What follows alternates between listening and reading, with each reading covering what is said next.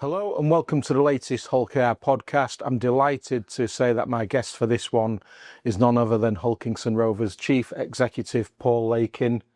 Before you say anything, Paul, one of our most famous players, Phil Lowe, said that memories are better than dreams. Well, for a lot of people, our dreams came true last week, but what brilliant memories were made at the same time. My memory of the weekend is exactly the joy it just brought to everybody, and so many people looking up to the sky for like loved ones that are no longer here, and just the sheer emotion. And I think it's the way we won. You know, I think most people would have said with 3 minutes to go, you know, we're out of it, and to win it in the fashion that we did. I was asked the other day. I've been fortunate to win a cup, to be involved in winning a couple of leagues in football, and I was asked, was there any difference? And there really is, and the difference is it's the fan base and the sheer emotion of 40 years. That will live with me forever. Let's go to the build-up then towards the big game on Saturday at Wembley. First time ever I could ever think we've gone into a game as favourites as well, and that felt strange in itself. Yeah, I hadn't really thought about it myself. I think the boys were very relaxed. We're used to big games now, and I didn't sense any nerves beforehand. Clearly, the game played out differently to how I thought, but I was very confident going into the final. And you know, as the facts are that everybody knows, we'd hardly lost a game in a year. I think we'd only literally lost to Wigan, so. I felt very confident, and the favourites tag didn't bother me at all. We learnt a lot, didn't we, from defeats to the Lee Leopards in 23 and Wigan in the grand final in 24. And kind of small things, but probably made such a big difference. And I know I spoke to you, I think it was the day the players left, about they were going on train instead of coach. Yeah. They were going to a hotel nearer the stadium. Yeah. That's a part of the learning process, isn't it? Because, you know, I believe you got stuck in traffic the last time. Yeah. That, you know, players sat cramped on a coach isn't great, is it? Yeah. It is always about learning. So the journey down on the coach last time turned into something like a 6-hour journey. You know, it was about 2 hours 40, 2 hours 45 on Hull trains, and then picked up straight at the other end. The hotel Willie's alluded to last time was out in the country, and it was a fantastic hotel. All the facilities you could want. 50-minute drive into London that turned into over 2 hours. And we wanted to avoid all of that. And I actually think, in hindsight, a little bit of naivety, because we thought, well, we can't be in the hotel right next to the ground. It's like, you know, it's going to swamp them. It's going to be too much. But quite the opposite. The hotel was fantastic. You know, Lee were in it 2 years ago, so it did them no harm. And actually, you go into the reception of the hotel, and they've got framed of all the teams that have won at Wembley, and the amount of football, NFL, rugby, and the amount of teams that have been based there. It's like, you know, perhaps we should have gone there before. But you're always looking to learn, and, you know, when we get there again, hopefully next year, there'll be little bits that we'll try to learn more so. But in terms of the build-up and in terms of the prep, it was very good. I don't know how it was for you. The match just seemed to go in the blink of an eye, and before you know it, we're down on the scoreboard. They're putting a high shot on Tom Davis, and you're thinking, well, this is maybe it. This is our last chance. This is it. And yeah, the rest is history, as they say. What was your immediate thought as the Hutu went? Was it relief? Was you feeling relief? Was your thoughts? Thank God for that. I cried. I cried. I think we all did. I just cried. I remember thinking 6 or 7 minutes before the end, how on earth am I going to get everybody up next week? You know, because, you know, running the business, leading the team, it's like, you know, you immediately think, oh, how am I going to do this? And then, obviously, what transpired in the next few days, few minutes, flipped everything on its head. So it was just sheer elation, really. And I had my wife and one of my daughters with me, and obviously I was so happy for Neil, who, as everybody knows, is a good friend of mine, and I knew how much it meant to him. But as it transpired over the weekend, it was just, I'd underestimated how many hearts and lives it touched. Unbelievable. Yeah, I think the parade, certainly the journey to the City Hall from Craven Park, the amount of people that were lined up on Holderness Road, but perhaps some people don't like big crowds, so they avoided the city centre, but they made sure they were stood outside East Park or Crooked Billet or the old Crown Pub. It was absolutely tremendous, wasn't it? Honestly, memories for life. And I don't think there was anybody on the coach that I was on, I don't think there was anybody that expected the numbers to have turned out like they did. Yeah, certainly when you turned into Holderness Road and you could see all the way down, you was thinking, if there's that many people down here, how many's in the city centre? Incredible. Good fortune with the weather. So proud for everybody that nobody can take those memories away from us. What did it do for the standing of Hull Kingston Rovers then? Because we've been talked up quite rightly by a lot of people. We're a team that's rising through the ranks of the Super League, but they've not done anything yet.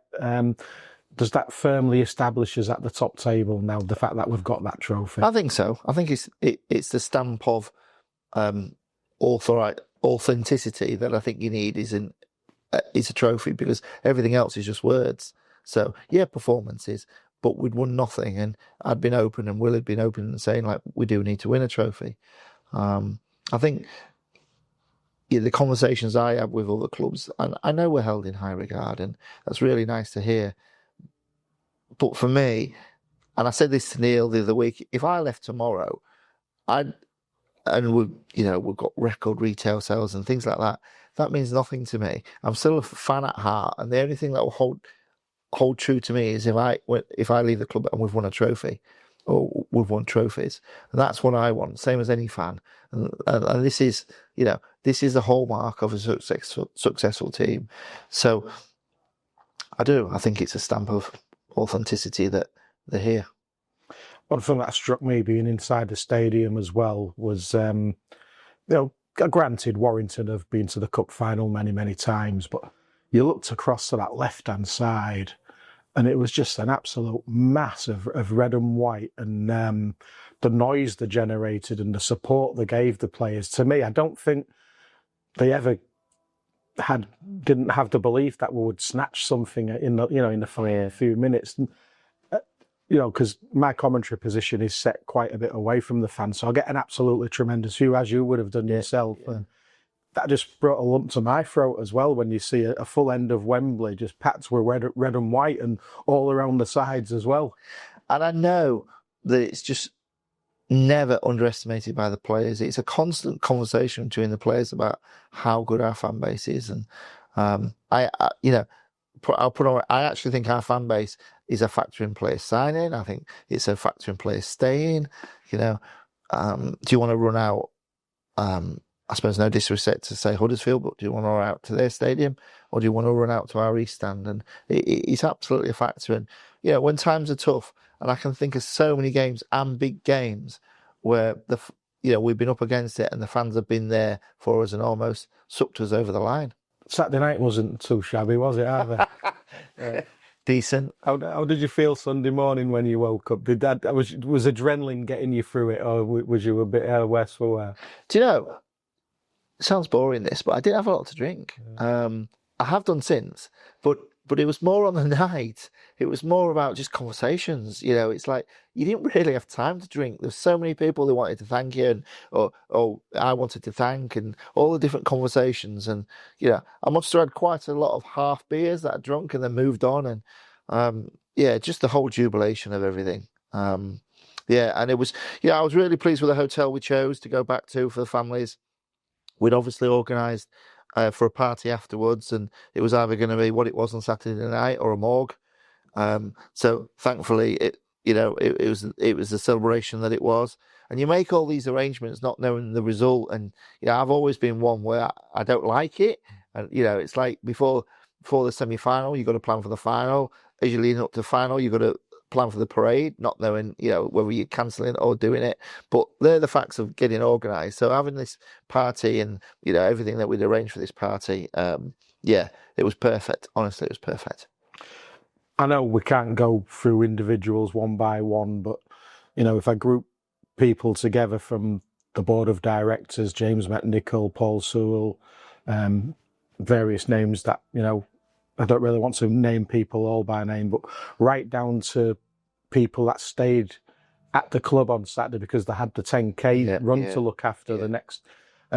You've built up amongst all the group a fantastic team of people, and they all have one shared thing, and that's passion for this club. Yeah, and I think that, you know, a big part of my role is helping to create that and then maintaining it. You know, we're riding a wave, and a big part of my role is to make sure that that wave continues and doesn't come crashing down at any point. And, you know, I've said it many times, you're only as good as the people around you. And I think we're recruited very well off the field as well as on the field. And then I think communication's really strong in the club. You know, we all know what we're trying to achieve in different departments.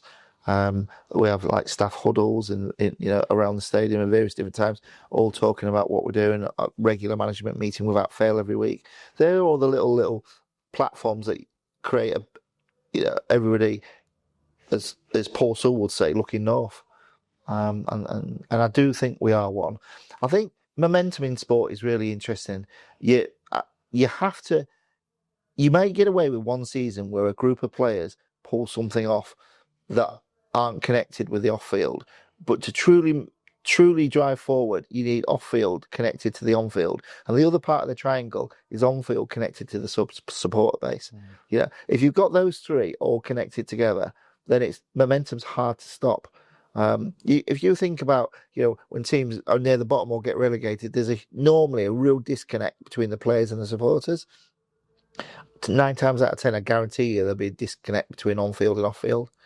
And again, part of my job, so we're all really well connected. The relationship between the players and the supporters is just unbelievable. Relationship between the players and the off-field staff, really strong. You know, part of my role is to keep that knitted together. The beauty of living in the modern age is social media. You can't escape a camera or a video these days. So lots of the things that happened on Saturday are going to be replayed for years and years and years. But for you, what was going through your mind, and when you picked this thing up and you hoisted it to 20,000 Rovers fans at that end of Wembley? 2 things. One was, wow, we've done it. And personally, probably my greatest achievement in sport has been involved in this club at this time. And secondly, God, it's a lot heavier than I thought. It is, isn't it? Yeah. That first thing out, I nearly dropped it. Yeah. It's proper heavy. Yeah. So yeah, just we've done it. You know, we've done it. And me being me, and because it's the way I sort of, you know, my mind works, and I suppose it goes with the job too, is it's the next platform. Like, everything's about building blocks. So the building block we had to, you know, I got to the grand final, got to the Challenge Cup final. The next building block was winning. Now the next building block, of course, is winning again. But what's really interesting, is that when you get to the other side, and the other side being having won, and I've spoken to quite a lot of players about this who felt the same, it's actually like first feeling is we've done it, but the next feeling is it's like a drug. The next feeling is you want more.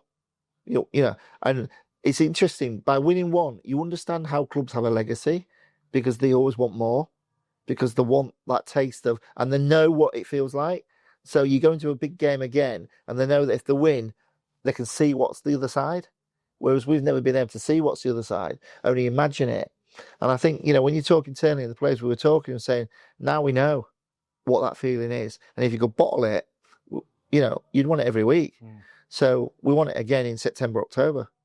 And that's the goal. It's really interesting you say that, because obviously as a supporter as I am, am I happy that we've won the cup? Of course I am. Would I be happy at the end of the season if that's all we've won? And I'm thinking, well, no, actually, I want to win this. I want to win the grand final as well. I want to win the League Leaders' Shield. I want to win all 3 now. I want the club to win all 3. Yeah. And I think, once you've got that, we know we can do it. Then what is there to stop us? Yeah, and just to reassure everyone, that's absolutely our thoughts internally.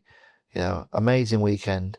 But we've got another job in hand now, and now we know what it's like, and we want more of it. Then clearly we're going to focus on the season ahead and make sure that we're right in the melting pot for end of the season.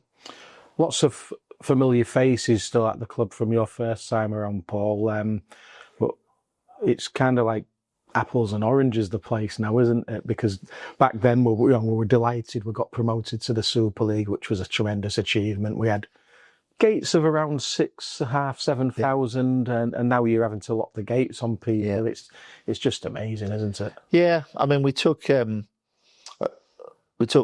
figure we took in May for retail, for example, was 2/3 of the whole of the year last time I was at the club in the early 2000s. So clearly things cost more now, but even so, it's just like quite remarkable that you could almost achieve nearly as much in 1 month as you could in a whole year. And there's people have mentioned obviously Bonesy, the kit man, and Sue Thompson, who's been around for a long time. But for me, there's another real shining light who never gets any publicity and would hate me to even mention her name, but Pat in finance. Pat was with me in 2004 when I came, and she used to bat all the phone calls off on a Friday every week. She used to say to me, "Here's the list of the people we can pay, so he can forget it, she can forget it. We'll give him half." But she was there then, batting them all away when it was just me, her, and Neil. And she's still here now, and she's still as ferocious. And she saw the trophy for the first time this morning, and I'm just so pleased for people like that. That have been the fabric of the business and the building for 20 plus years. Yeah. Obviously, we're heading for what seems to be another successful in the Super League, Paul. But as well as your role here at the club, you and Eamon McManus also took on a slightly different role as well. Directors of Super League Europe Commercial, is that correct? That's correct, yeah. Can you give us a brief overview of what that entails and what you've been doing in that respect? Yeah, well, really, it's the commercial arm of the sport. So we're not involved in anything to do with, the rules or the referees or the running of the game in that respect. It's about how do we commercialise the big events. So it's not just about sponsorship. It's Grand Final, Challenge Cup, Magic Weekend. They're all cost centres in their own right. And how do we do things differently? But actually, myself and Eamon were put on the board to have a voice for the clubs because the clubs weren't feeling that they were communicated well enough. And we saw some change quite early on when myself and Eamon came on board with the departure of Simon Johnson, who was chairman of the RFL at the time. So that was not just myself and Eamon, but that was part of a drive. And there may be there could be more change in the future. I don't know, but it's more about we represent the 12 clubs, so we take the club's views forward and make sure that at the heart they're listened to. And when you think about it, the Super League itself, I think 88% of the revenue is based around Super League, and it's ridiculous to think that the 12 shareholders, the 12 clubs of Super League, didn't have a voice. So we are that voice. So the initial change was in personnel on the board. Will there be future changes? Possibly. So we'll see, I suppose. So nothing really to do with TV rights and IMG and things like that? No, sorry, Rob. No, very much so. Yeah, very much so, because TV rights is revenue. So the new broadcast deal, the new broadcast deal will be for 2027, but discussions for that haven't started yet. So they'll start in the next. Normally, you start about 18 months. So anytime soon, they'll start having those discussions, and then we'll have a voice, myself and Eamon, representing the Super League clubs in terms of where we see that going, and whatever comes forward, because obviously we've been with Sky for I think 25 years, and they've been a fantastic partner, and it may well be Sky going forwards. It may be somebody else. It depends how many people companies showing interest, but that's when we'd get more involved in, because that's the key element for the sport. That's where the sport has been struggling, is the broadcast rights. So, back in 2017, all the clubs were receiving on average about 800,000 more than they are now. So that's an awful lot of money that clubs have to absorb through individuals really on the board. So we need to try and get the broadcast rights up to anything near close. The 2017 era. I'm not saying it would just jump straight back up to there, but we need to see it go north. Is it a frustration for you that rugby league as a whole doesn't have a bigger voice in the sporting fabric of the UK? And I'll give you an example. And Stuart Pearce is a big rugby league fan. Yes. He's a big Warrington Wolves fan. He makes no secret of it. And I listened to Talk Sport in my car and in my kitchen at home. And he was absolutely furious that the Challenge Cup final hardly merited a mention on Talk Sport. Yeah. I know Talk Sport 2 do some of the commentaries, which is great. Yeah. But it's all about football, tennis, rugby union. We're way down the pecking order, aren't we? And that must really frustrate you because we've got such a fantastic product. Hugely frustrates me. Yeah. And for all the reasons you've just said, because normally when you're not getting a voice, it's probably because the product isn't very good, but other things around it, maybe. In this case, the product's superb. It's what's around it that needs sorting out. So the governance, the administration of the game, the marketing, the promoting of the game. Now, to be fair, because of the broadcast rights coming down, the budgets centrally are skinny, ridiculously skinny, and far too skinny for a sport of our size. And that's where, again, it comes full circle to you need a better broadcasting rights deal to be able to bring more money into the game, to be able to create a sensible marketing budget, for example, to promote the game. And also staffing wise, because you could call them influences or other words similar, but you've got to have individuals that will push the media departments of the various like radio, TV, and that to promote the game for us. Staffing wise, it's too skinny centrally too. So a lot of work to be done for the sport centrally. But I genuinely do think that good times on that front are on the horizon. Hopefully, and certainly good times are on the horizon for Hull Kingston Rovers. And I know this morning, this is coming out just after the official announcement, Paul, but groundbreaking news coming out of the club once again, which I'll allow you to tell the viewers.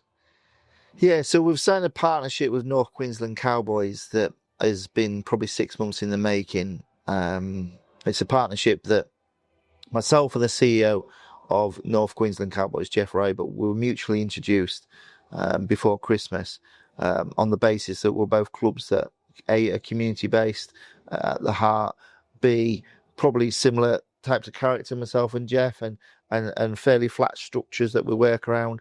And we both had an idea that could we genuinely build a partnership with the clubs, a contractual partnership that involved, for example, job swaps for staff here.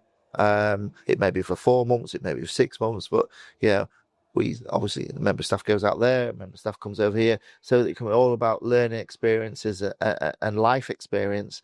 But also it's an opportunity for we're going to have 3 working groups that will meet monthly on Teams, but it'll be around the coaching and the S&C and the medical around the first team and shared experiences around that. It'll be around pathways, the academy, shared experiences around that and how we can maybe collaboratively do things together. And then also around the marketing and media department. So all those departments need to meet monthly, and then myself and Jeff will meet bi-monthly and see what comes out of those meetings in terms of carrying the clubs forward. Other opportunities will come out of that. For example, looking like our academy will go out to the Cowboys.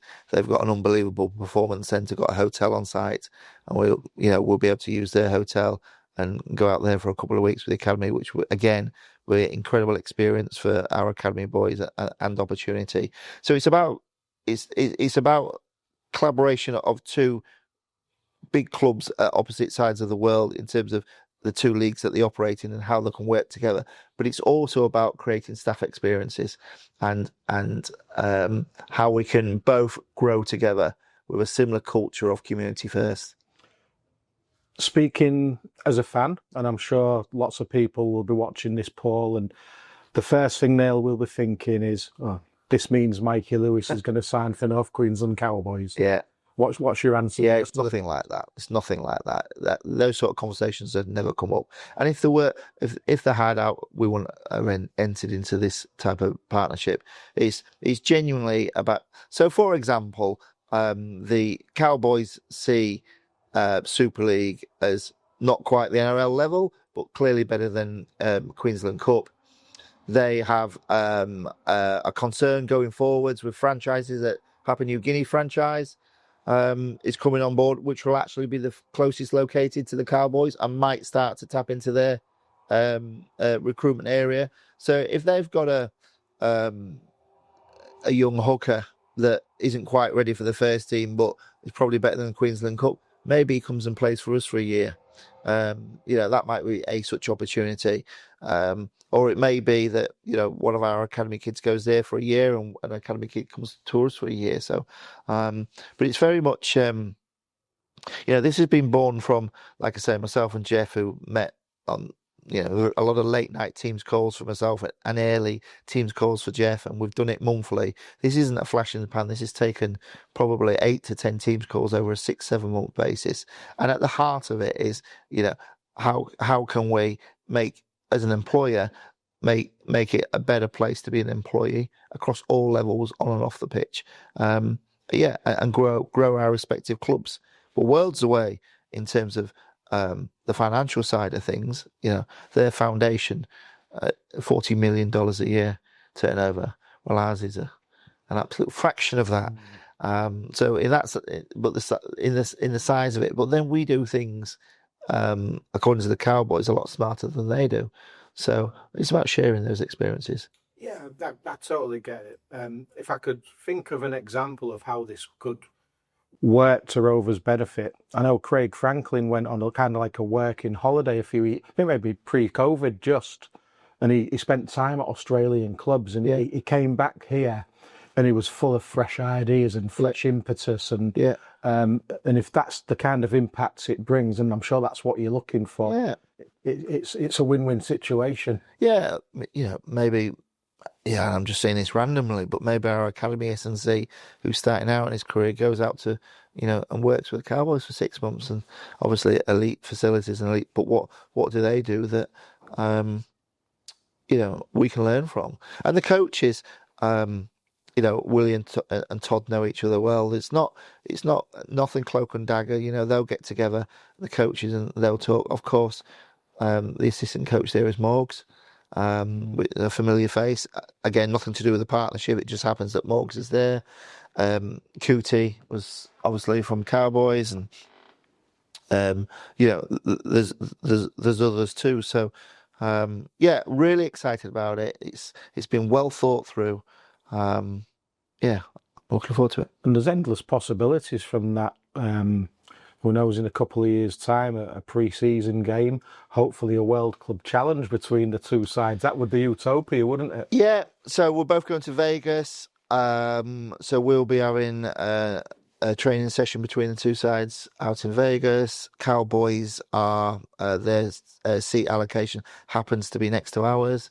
In the stadia, so there'll be quite a few things there that we can work on, and we hope that Cowboys fans adopt us as a second club, and we adopt Cowboys as a lot of our fans' second club. So there's those, whether there's some merchandise to come from that, probably. All exciting stuff, Paul. A lot's happened in the last few years, and hasn't it? But to see this trophy sat here now. It just makes it all worthwhile, doesn't it? It most certainly does. I'm proud of everybody, and I'm delighted for everybody involved. That's your latest Hull KR official podcast. Many thanks to Paul Lakin. We'll see you again soon.